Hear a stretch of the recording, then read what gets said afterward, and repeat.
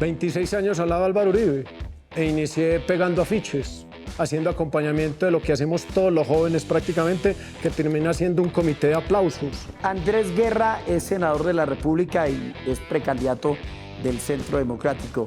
¿Nos está usted cañando? ¿Basta al final? Me ofende, William. Usted ha conocido mi conducta. Vamos en el tema rural, donde yo me muevo, me dicen la situación nuestra en la zona rural es muy difícil. Pero más por el orden público que por la economía. No, y porque la economía se está moviendo así. Estamos en Diálogos con Andrés. Diálogos con Andrés. Hola, nos reencontramos en Diálogos con Andrés, el número 64. Pero hoy el momento del país obliga a que a uno lo puedan entrevistar sin libretos. Por eso invité al periodista William Acero para que hagamos una entrevista de lo que él considere que uno como precandidato, en este caso del Centro Democrático a la presidencia y senador, le tenga que responder a la opinión pública y a periodistas políticos como él. Don William, están los micrófonos y las cámaras de Diálogos con Andrés. Senador, gracias por invitarme. De verdad que para mí es un placer estar aquí en Diálogos con Andrés, no solamente como periodista, sino como, de algún modo, opinador de este tema tan importante en nuestro país. Pero quiero comenzar por el tema de Miguel Uribe. Creo que todos los colombianos, de algún modo, hemos sentido lo que pasó con este tema que nos duele a todos los colombianos. Pero, ¿qué piensa del ingreso del doctor Miguel Uribe Londoño como precandidato a la presidencia de la República en el Centro Democrático? Primero, William, agradecerle que me haya aceptado la invitación. Segundo, a usted le queda muy claro que aquí no hay libreto, que usted podrá hacer las preguntas que correspondan. Desde el 7 de junio, en el Parque El Golfito, en la tarde, de allí, de ese lugar, del barrio Modelia, todo el escenario político cambió. Cambió totalmente. Y no lo hemos entendido. Durante más de 65 días esperamos a Miguel. Creo que Colombia esperaba que se recuperara y así no sucedió. Después entramos en el escenario del dolor, de la muerte, de la ausencia, y la familia, toda Colombia la vio, cómo su esposa, su padre, su familia, sus hermanas enterraban a un compañero y a un líder político que era senador y precandidato a la presidencia. Hoy el escenario es muy claro. Miguel Uribe Londoño, su padre, tomó la decisión de preguntarle primero a su familia y luego al expresidente Álvaro Uribe si podía participar en el proceso de precandidato. Y en mi caso, me preguntaron qué opinaba yo si don Miguel Uribe Londoño podía ingresar al proceso de precandidatura. Y dije algo muy claro, William, hay que tener sentido común, hay que tener sentido humano, hay que tener gallardía, entender el dolor de su esposa, de sus hijos, de su padre, y abrirle las puertas si consideraba que él quería ser precandidato a la presidencia. Esta semana, para terminar ahí, le quiero decir, escuché a don Miguel Uribe Londoño, hizo su lanzamiento formal de precandidato aquí, en los corredores del Congreso, y yo solo le deseo en este escenario de los próximos 4 meses que le vaya bien, que vamos a competir desde lo político y que al interior del Centro Democrático se decida por el candidato único del partido. ¿Está preparado él para asumir no solamente las banderas, porque pues aquí apenas comienza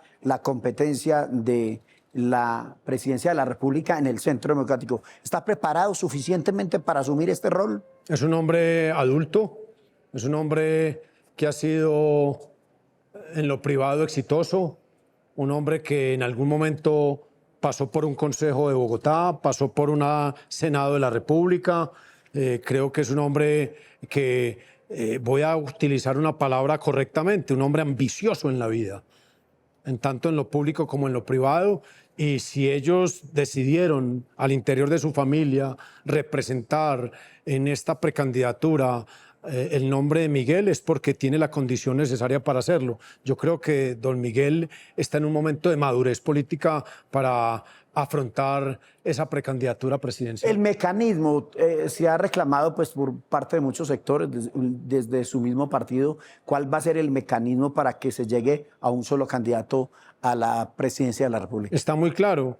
Nosotros iniciamos nuevamente, retomamos el proceso que se congeló el 7 de junio y a partir de este momento, 26, 27 de agosto, empezaremos por nuevamente los foros, pero los foros virtuales. Acuérdese que ya llevamos 8 ciudades, 8 departamentos del país. Es el único partido en Colombia, el Centro Democrático, que estaba demostrando la conducta de ir recogiendo la información para entregarle al país un muy buen programa con 5 precandidatos.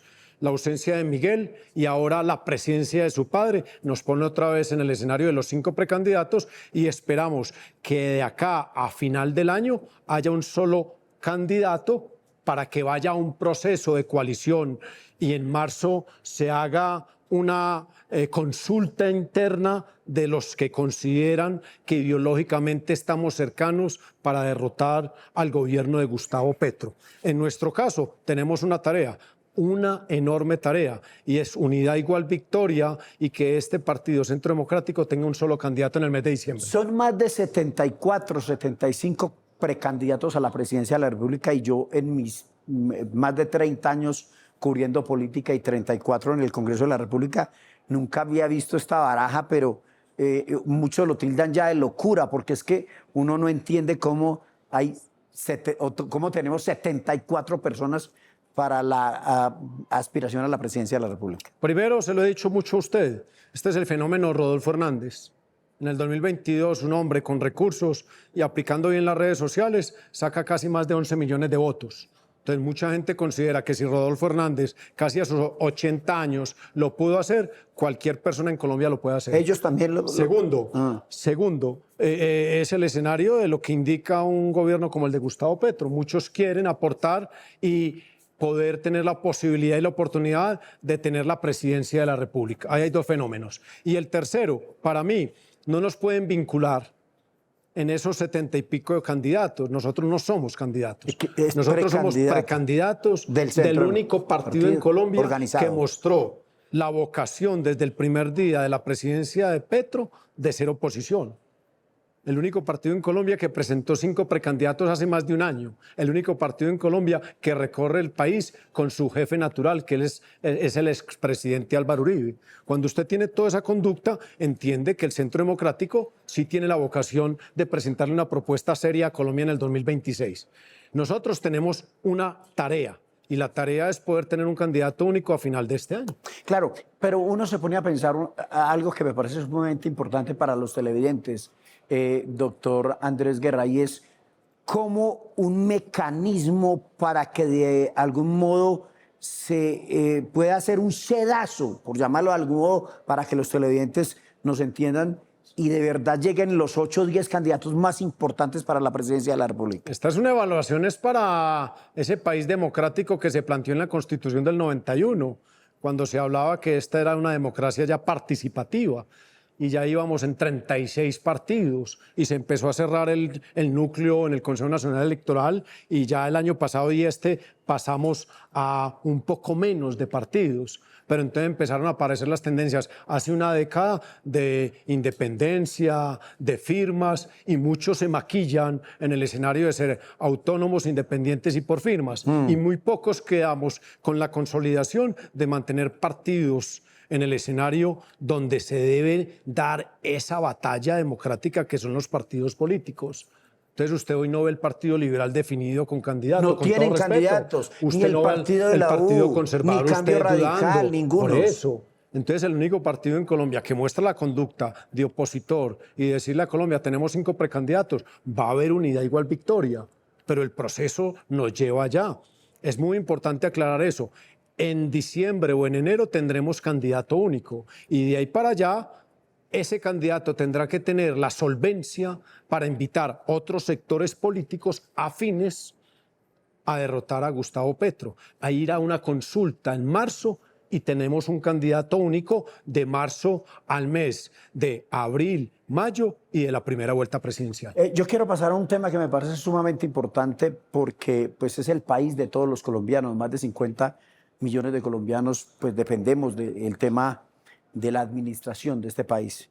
Yo estuve en la Andi, en Cartagena, y habían 1.500, 1.800, 1.700 empresarios. Le pregunté a 20 o 25 cómo va el tema de cada una de sus empresas, la economía, tal. Sin excepción, ninguna. Los 24 o 23 que entrevisté me dijeron, todos están ganando en los 3 años. Uno se queda aterrado como, de algún modo, hay una serie de críticas supremamente importantes alrededor del tema de Gustavo Petro y todos coincidieron en que les va muy bien económicamente, pero que está jodido es el orden público. Yo difiero de lo que usted está diciendo. Le respeto lo que está preguntando, pero creo que la economía del país está en una dificultad enorme. Senador, pero espere, es que no lo dice William Acero, lo dijeron los 25 o 26 empresarios, pero aparte los editoriales de todos los medios de comunicación, de la República, del Espectador, todos dicen que la economía de algún modo, el empleo está subiendo, son muchas las distintas etapas que se están viendo alrededor de esto. Usted, claro, lo del orden público, todos lo criticaron, pero la economía dicen que no va mal. Pues cuando usted tiene una informalidad de casi el 60%.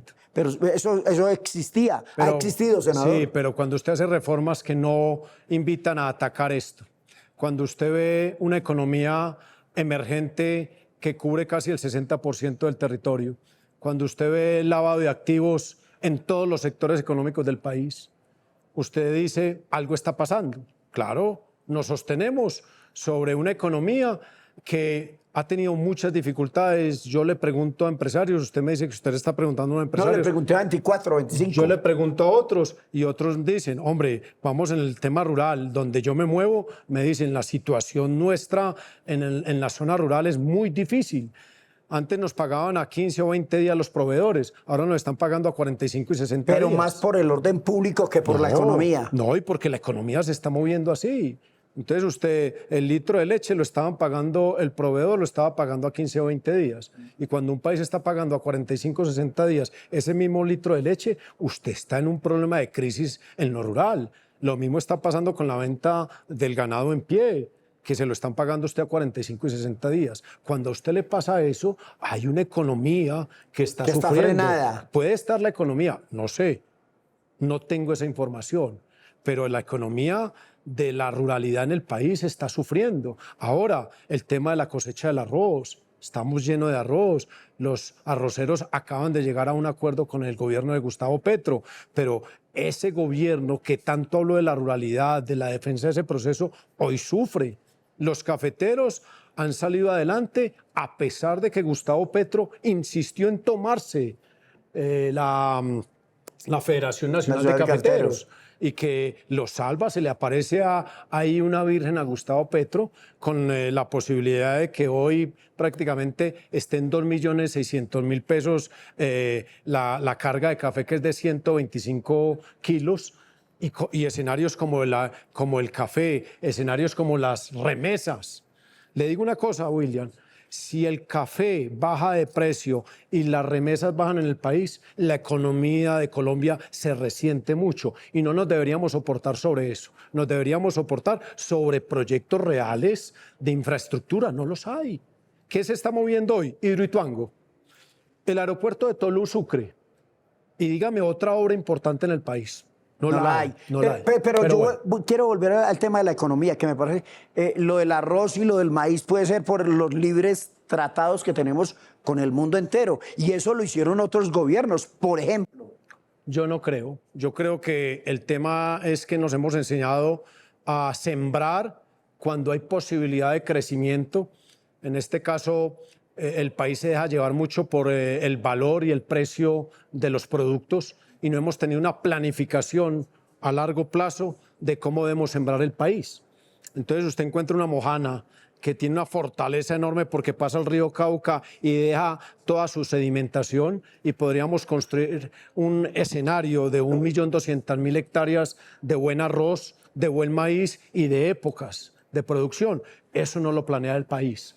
Nosotros no tenemos planeación, y nuestra cultura de no planeación nos lleva a cometer muchos errores que en lo urbano no son tan notables, pero que en lo rural sí son muy notables. El tema de Venezuela, pasemos a otro tema que me parece importante, que yo creo el gobierno americano acaba de algún modo tener ahí en el Caribe unos buques supremamente inmensos, helicoportados con aviones, helicópteros, de todo.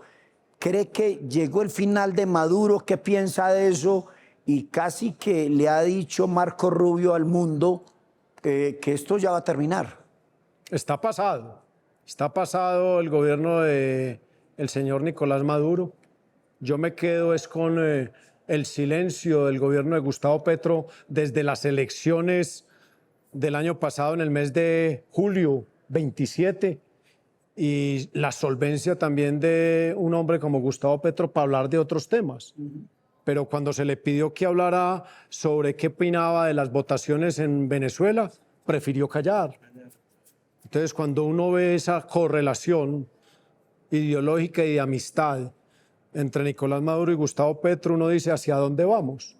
Pero también siento un gobierno como el de Donald Trump, que viene apretando el escenario de la política internacional y sobre todo de los conflictos que ellos tienen en el mundo, y empiezan por primera vez a ubicar a Nicolás Maduro como un enemigo de la democracia en América Latina. Yo creo que sí es un primer momento. Yo se lo decía a usted en estos días. Usted me decía, va a pasar algo. Y yo tengo que decirlo con toda franqueza.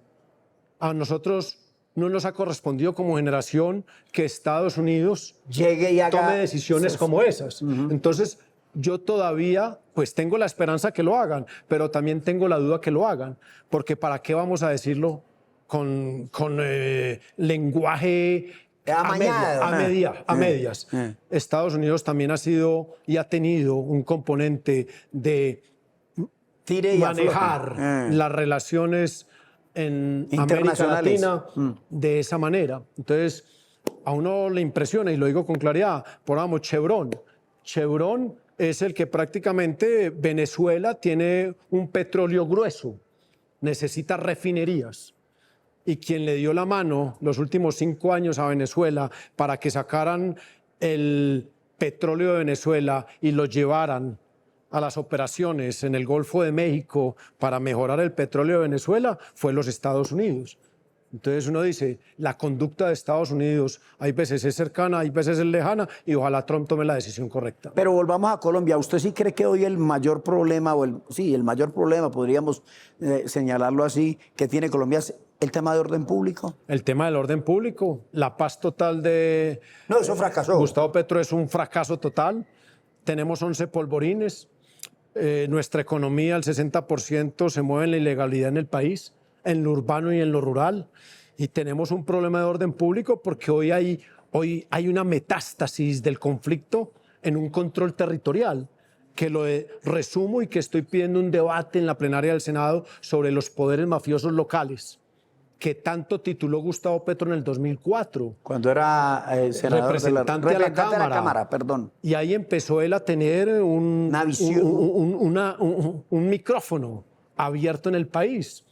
Muchas cosas las dijo. Con la realidad, además. Muchas cosas las dijo con la verdad. Sí, claro. Pero qué bueno en el 2025 hacer la evaluación de cómo ha transitado esos poderes mafiosos locales hoy en Colombia. Yo quiero pasar al tema de los candidatos, que me parece sumamente importante. Vamos a tener contiendas electorales para el Senado, para la Cámara y obviamente para la Presidencia de la República en menos de 8 meses, 7 meses. Le voy a dar nombres, usted los define, porque yo creería que Colombia... Me va a poner usted en esa tarea. Porque yo creo que es lo más importante, senador. Muestre esa hojita para que no crean que teníamos libreto. No, nada. Muéstrala. Nada. Usted me pidió que no podía tener libreto. No, es que a mí no me gustan los libretos. Pero ¿qué piensa de Sergio Fajardo? Creo uno que es un hombre honesto. Creo que es un hombre que ha tratado en el centro de poder llegar a la presidencia de la República. Siempre he dicho que Sergio Fajardo es un hombre preparado. y como él se quiso denominar en algún momento, es un profesor. Y él es un hombre que tiene una condición que le hace falta a muchos políticos en este país. Lo invitamos acá a diálogos con Andrés y estuvo con nosotros. Recuerde que en el 2018 le faltó muy poquito para derrotar a Gustavo Petro. En el 2022 se agotó en algo y hoy se está reinventando. Yo estoy muy claro que para el 2026 necesitamos una unión muy grande, una coalición del centro derecha para derrotar a Gustavo. Juan Daniel Oviedo. Es un hombre preparado, me parece algo soberbio desde su intelectualidad. Yo creo que la soberbia más grave que tiene el ser humano es la intelectualidad y creo que él podría mejorar algo en eso. Además que es capitalino, es preparado, es un hombre que muestra actitudes de honestidad, pero me parece que le falta un poco más de cercanía con la calle del país. Si mañana Germán Vargas Lleras decide, porque pues, tiene quebrantos de salud, desde aquí le estamos deseando de verdad que pronto llegue nuevamente a Colombia. Pero ¿qué piensa Germán Vargas Lleras? Germán sería un gallo, a pesar que no he compartido con él su actuación política en los últimos casi 20 años, desde el 2006 para acá, pero es un gallo porque es un hombre que tiene madurez. Yo digo de Germán Vargas con mucho respeto que le dieron leche de presidente desde pequeño. Ya está esperando esa fila presidencial para ser presidente. No sé cuál es su momento y su estado de salud, pero hoy es un hombre que puede tener una oportunidad por su experiencia, por su autoridad y por su capacidad en los temas del país. ¿Usted votaría por él? Si nosotros, después de sacar nuestro candidato y él va a una consulta en el mes de marzo y nos gana, claro que votaríamos por Germán. Bolívar. ¿Cuál Bolívar, Simón? No. Bolívar, el precandidato del pacto histórico, que fue senador de la República, pues estuvo siempre al lado del presidente Petro, perdón, y pues estuvo en la presidencia de la República. Muy buen libretista para televisión. Vicky Dávila. Vicky Dávila, una mujer valiente, que me parece que se apresuró en su salida a ser candidata, porque creo que el outsider tiene una máxima en el mundo de lo político y es la sorpresa. Y sostenerse en un lote de más de 12 meses de favorita, quiero hacer ese análisis para el mes de marzo, cómo está Vicky Dávila. Un paisano suyo que me parece que usted de algún modo trabajó con él e hizo equipo al interior del departamento de Antioquia, Aníbal Gaviria. Aníbal es un muy buen alcalde, un muy buen gobernador, un hombre que está en el escenario de gobernadores y alcaldes del país tratando de crear una idea. Ojalá les vaya bien y ojalá podamos acercarnos para esa gran coalición en el mes de marzo. María Fernanda Cabal. Una muy buena compañera, tiene estribo. Cuando uno dice que alguien o una mujer tiene estribo es que sabe manejar la rienda. Y María Fernanda ha mostrado esa condición. Una excelente compañera, la aprecio mucho y creo que tiene una oportunidad al interior del Centro Democrático. Paola Holguín. Paisana, quiero mucho a Paola, porque usted no sabe, William, lo duro, lo difícil. Si es difícil hacer liderazgo municipal, es mucho más duro hacer regional y sí que es supremamente complicado hacer nacional. Sí. Y yo verla a ella como mujer en un mundo tan machista, en su proceso de poder ser precandidata a la presidencia, un día le dije, usted es paisana, la quiero mucho y la voy a rodear. Y así lo he hecho. Creo que es una mujer inteligente, preparada y con condición. Paloma Valencia. Paloma, para mí, la mejor senadora del Congreso de la República, y si no se le da lo de la precandidatura, que el partido estudie y evalúe que ella sea la cabeza de lista de nuestro Senado para el 2026. Andrés Guerra es senador de la República y es precandidato del Centro Democrático. ¿Nos está usted cañando? ¿Va hasta el final? ¿Qué piensa de Andrés Guerra? Me ofende, William. Usted ha conocido mi conducta.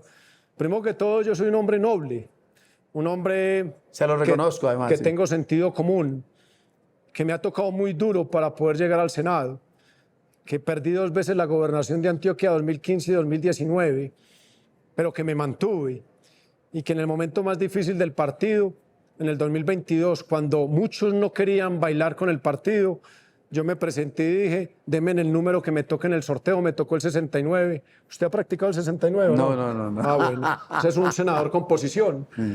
Y con el 69 obtuve la 4ª votación del partido.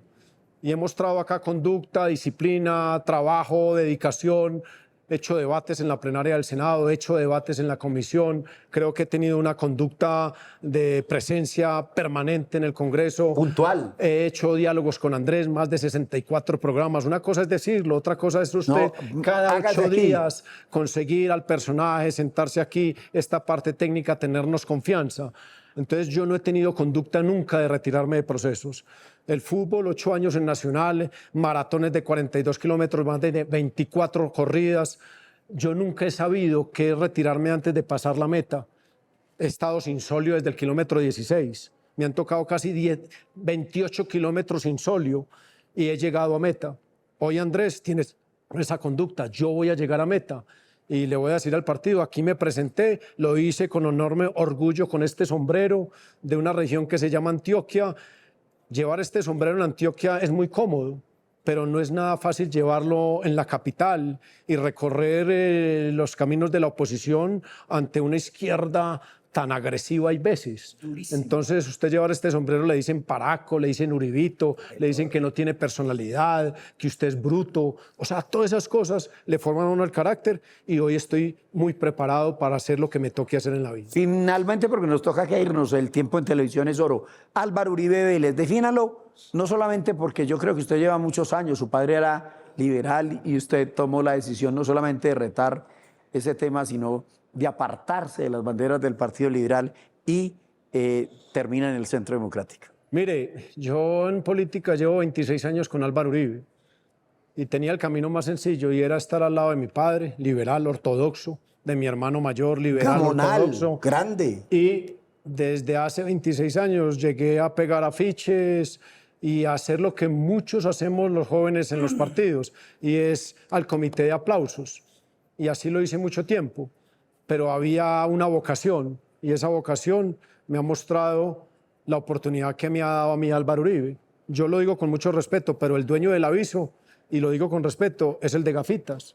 Ese es el dueño de lo que hemos hecho nosotros al interior del Centro Democrático. Y hoy tengo esta oportunidad y quiero resaltar en esa pregunta que Álvaro Uribe no tiene ninguna responsabilidad conmigo. Entonces dicen, ¿usted va a volver al Senado por Álvaro Uribe o usted va a ser candidato a la gobernación con Álvaro Uribe? No. Yo hoy estoy cumpliendo mi labor, soy precandidato a la presidencia, creo que en la política hace falta más gratitud y más lealtad, creo que hace falta solvencia política y la gente está esperando que uno no sea amarillo, azul, rojo, verde, no, que a uno lo identifiquen dónde está. Por una sola línea. Y creo que Andrés, cuando lo ven desde muy lejos con el sombrero, dice, ahí viene un hombre uribista. Sí, soy leal, soy grato, está pasando un momento muy difícil, renunciar a la prescripción, hacer su proceso en Colombia, no irse como otras conductas de otros sectores políticos que toman la decisión de irse del país y pedir asilo en Nicaragua, como el Partido Verde del doctor Carlos Ramón González. Esa es una conducta que uno dice que el presidente Uribe, para mi caso, es hoy un referente del país. Y siempre lo he dicho, solo a Uribe le van a reconocer su grandeza el día que falte físicamente, porque lamentablemente así es nuestro país. Senador, gracias. A usted, don William, un abrazo grande. Saludo muy especial. Estamos en Diálogos con Andrés. Diálogos con Andrés.